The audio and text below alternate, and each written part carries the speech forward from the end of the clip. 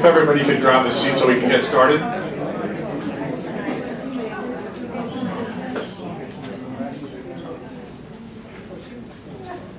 Thank you. Good evening. My name is Kevin Albert. I'm the Community Resource Officer for the Paradise Valley Police Department. The first guest I'd like to introduce is Police Chief John Benton. Thank you, Kevin, and welcome everybody. It is really a good showing tonight. I guess our social media and website is working. At least we got the word out. But thank you for coming. We're going to discuss tonight a problem that is really community-wide, not just in one area. But before I get started, I want to introduce Vice Mayor Michael Collins, who's here. Councilmember Paul Tembo is somewhere. There he is. And Councilmember David Scherf. So they're here. Obviously, they're concerned with the problem too, and so we're going to. I'm going to turn this back over to Kevin because we have some distinguished guests that are going to be doing the program for you tonight. So, Kevin. Thank you, Chief. From Arizona Game and Fish, I'd like to introduce Darren Julian, who's the Urban Wildlife Specialist, and Officer Curtis Herbert, who's the Wildlife Manager.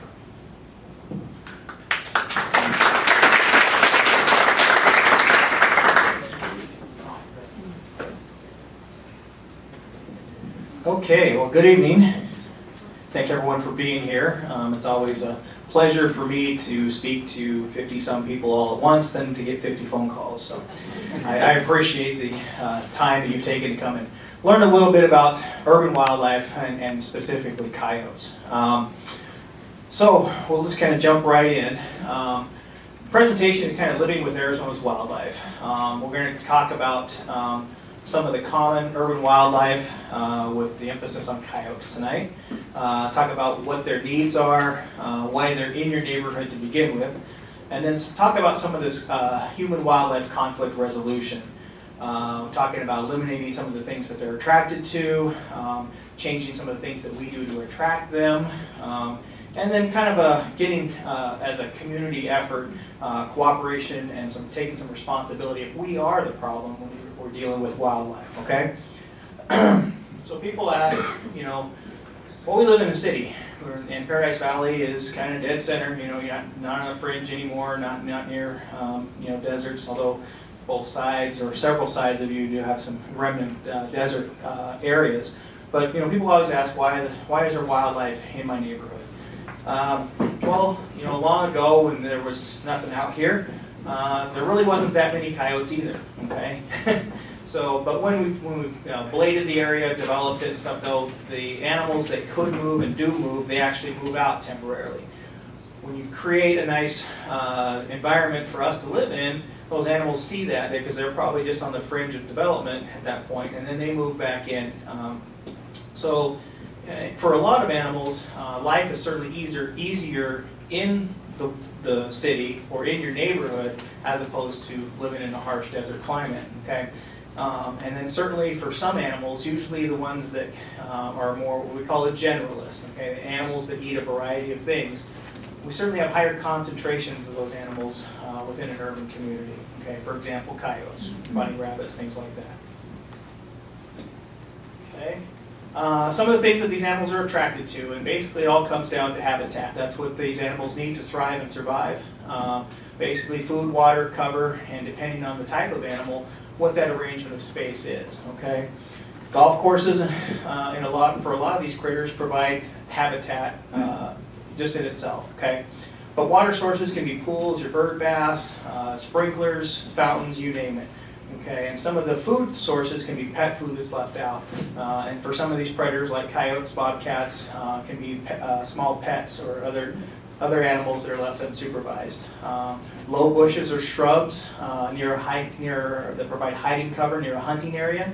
Some of the things that you may be attracting other animals that the predators are going to eat, like for example bird feeders. Okay, bird seed, a lot of that bird seed will hit the ground. And if you're even throwing that bird seed on the ground, coyotes will eat bird seed, javelin will eat bird seed, a whole lot of critters will eat bird seed, and that besides birds, okay? But the key component to this is when these animals have access to habitat, food, water, and cover, without any negative consequences or people, disturbing them. So as you can see, green grass attracts rabbits. Pretty common, right? Okay. Everyone knows that? All right. All right.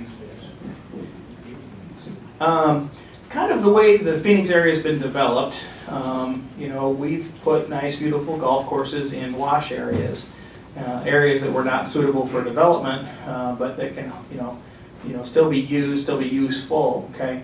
But these wash areas, just in general, even before there was golf courses in there, are travel corridors for a lot of critters. Okay, these animals use those as movement patterns and stuff, though.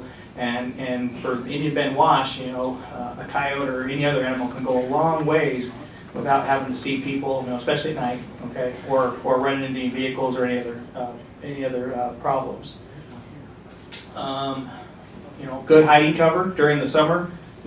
Drip sprinklers. Javelina will be laying under there, cooling off. Okay, and then again the low-hanging fruit. Coyotes will eat oranges just as well as javelina will as well. Okay. Again, we've created that urban oasis for ourselves, and same thing. That these animals are attracted to the water sources. For example, how long have we been in a drought here in the Phoenix area? Quite a long time. Okay. Well, these coyotes in your neighborhood have never dealt with drought. Okay, there's always water.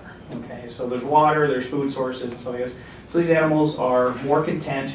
Certainly see higher concentrations of them because we've changed the harshness of our desert community. And then then when you add the human factor in there, I fully expected javelina to be actually eating out of this trough. So kind of just some common urban wildlife here. Some things you're aware of, and some things you probably maybe not aware of. But how many predators are on that list right there?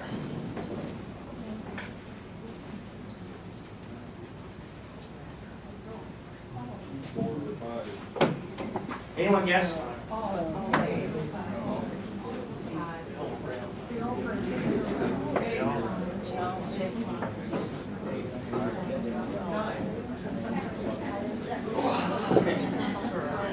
Well, I count 8.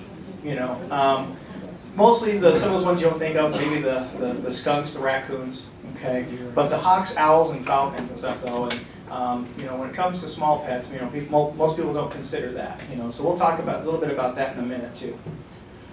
So today we're going to talk about urban coyotes, and the reason why we talk about urban coyotes, probably not just because they're the most common animal in an urban area as far as urban predator.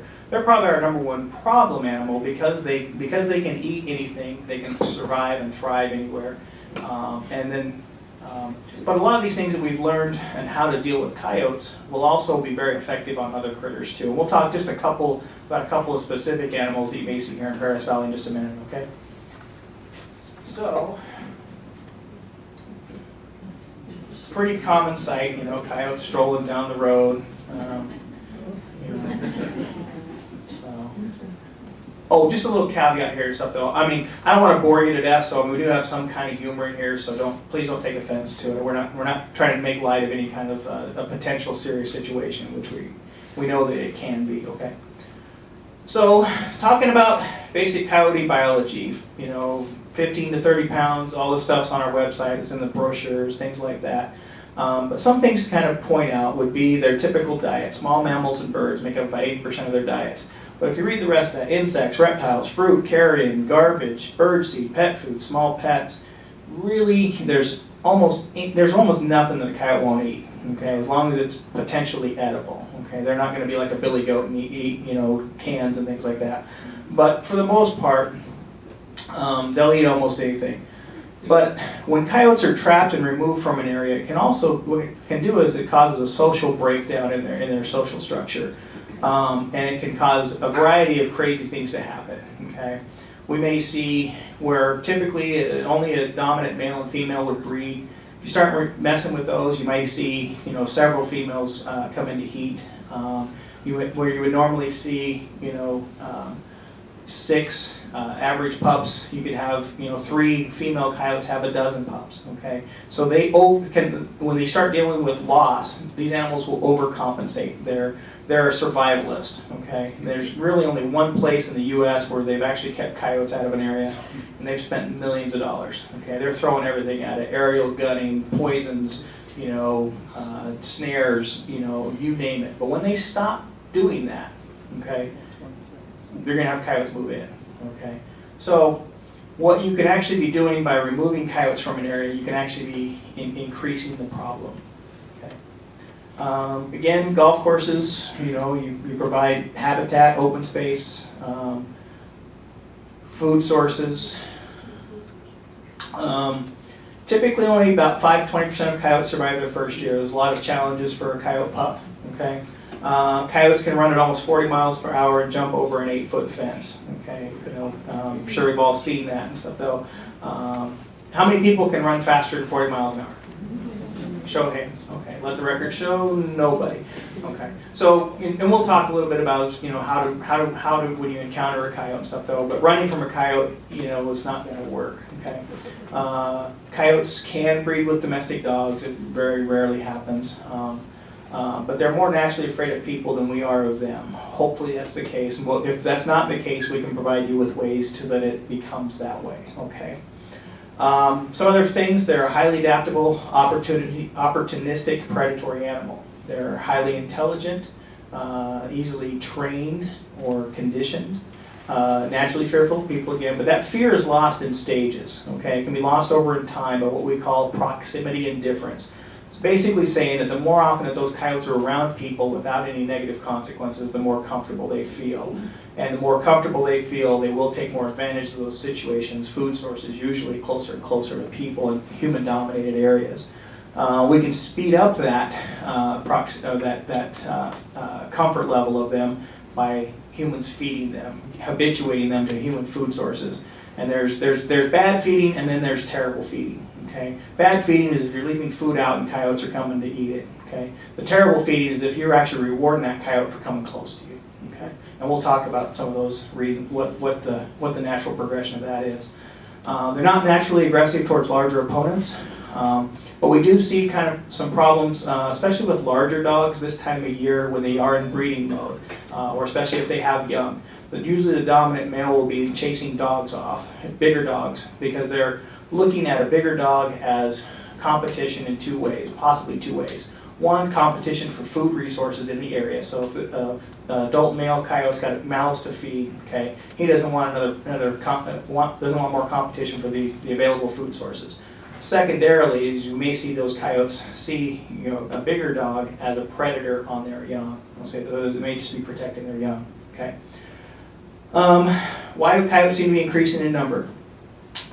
Typically when you have abundance of prey species, abundance of other food sources, and in a lot of cases humans can unnaturally increase the number of coyotes in a given area.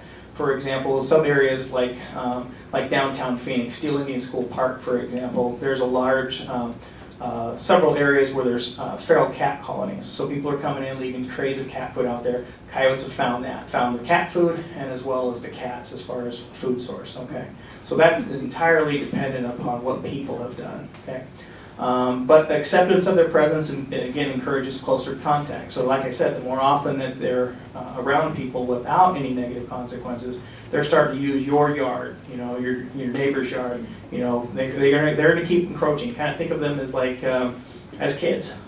Sorry kids. But they're gonna try to get away with what they can. Okay, and when they get away with something, they're gonna keep pushing a little bit further. Okay, so again, what likely could be happening, okay, is you may be seeing the same number of coyotes, just more often. Okay, because they're not afraid of people, they're not running away, they're not hiding from people. Okay. So this is specific to town of Paradise Valley. How many people were at the Coyote Awareness Program in 2008? It's been a while since I've been here. Okay, so it was well overdue. Okay, so so we came in and we talked to the folks. about coyotes specifically, kind of like what we're doing here, and it was, same issues as before, pets and people's concerns that there was, too many coyotes. So kind of just put in perspective and stuff though. I mean, if you were a coyote, where would you live? Up on top there or kind of in this green area, Paradise Valley is a beautiful place. The dark sky ordinance, it's very dark at night. Coyotes can go wander around at night out here and never be seen. Certainly in a large oleander hedgerow like that, heck, I could probably live in there, so. And this was actually taken in Paradise Valley. Those quail look normal to you, and this isn't doctored at all, okay? I was trying to make these quail fly, and I was almost had to kick this thing, and it just fluttered up and just kind of landed back down. That is one fat quail, okay? After I tried to mess with these birds for a little bit and stuff though, I drove around the corner, again, more oleanders and stuff though, real thick, good hiding cover, okay? See, a coyote could live under the oleanders and watch rabbits walk by and whoop, wouldn't even have to move, okay? Drove around the corner from seeing these big quail. There was 2 coyotes headed their direction, and basically these were, sitting ducks, So again, coyote or quail don't get that big unless they've been fed, okay? That